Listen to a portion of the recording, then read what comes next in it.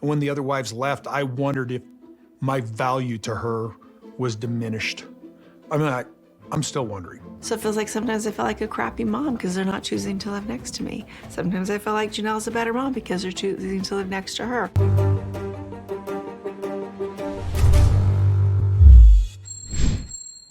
Kody and Robyn are packing up and moving to a new house, but they're taking some old baggage with them.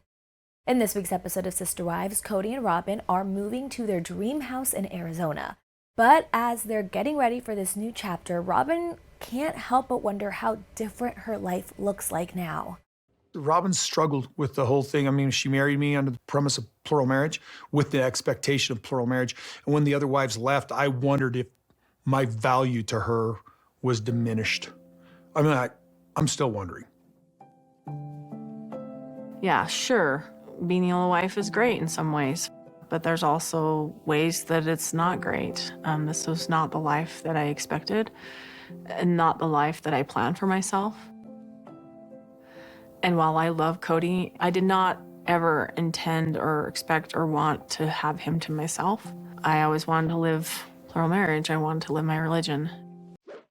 While looking back at how his family started to crumble, Kody says he was angry at Christine for a while for wanting to get out of a plural marriage, but now looking back, he understands why she had to do that. And there's an irony here, because Christine told me 15 years ago she hated polygamy. I just didn't know what to do with it. It was a shock to me. I just sort of like shook it off and in a sense, ignored it. The biggest mistake I made with divorce, when Christine is leaving and I'm angry, it made me feel like a victim. It was extremely aggressive, but I believe that she needed to do that in order to cut. Yeah, like rip the Band-Aid off. Exactly. Yeah, she needed that, but it made me so angry. I was like, now I can't even talk to her. I still can't talk to her. I still don't want to say her name. I want to forget she existed.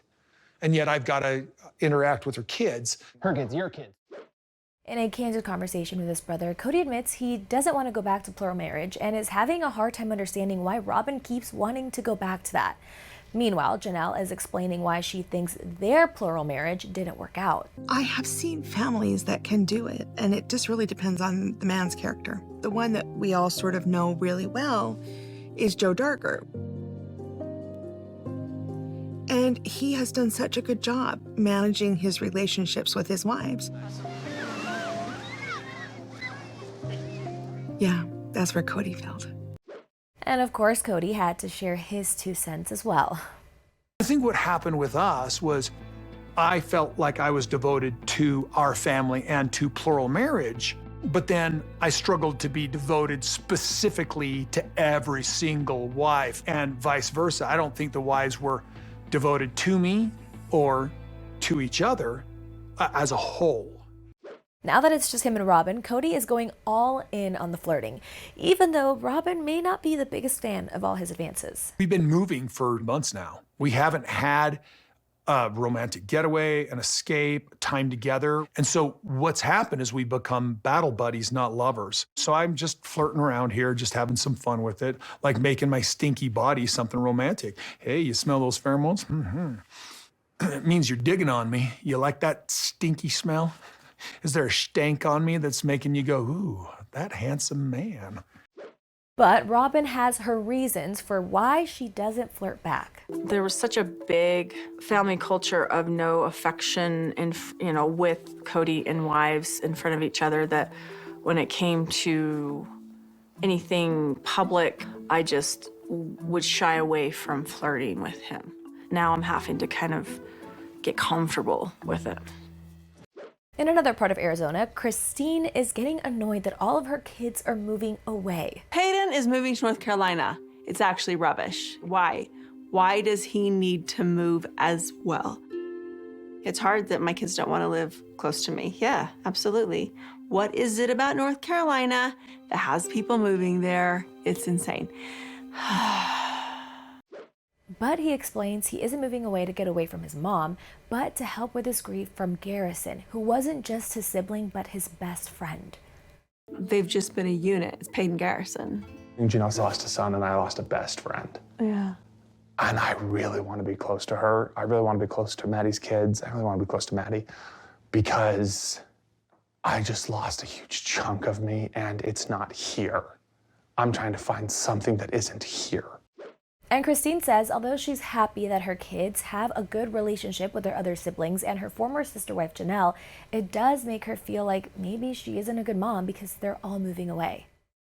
One of the best things about plural marriage is what I wanted most for my kids was that relationship with their other mom. And so I've got Peyton, who is so close to Janelle. She's someone that I trust. I trust her influence on Peyton.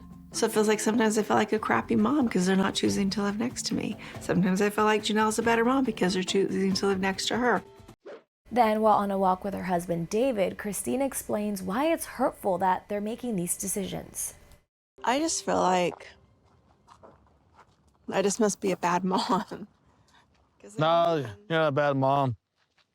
They all They're have to picking grow Janelle up. instead. One of the times we were talking about moving, she's like, and I have all the grandkids living with me, blah, blah, blah. And I was like thinking inside, you need to shut up right now. That was the moment where I felt like slapping her. How could she say that? She gets all the grandkids now. Over in North Carolina, Janelle and her family are cutting down a Christmas tree from her property. And as they're starting to do all these new family traditions, she's really feeling the loss of her son, Garrison.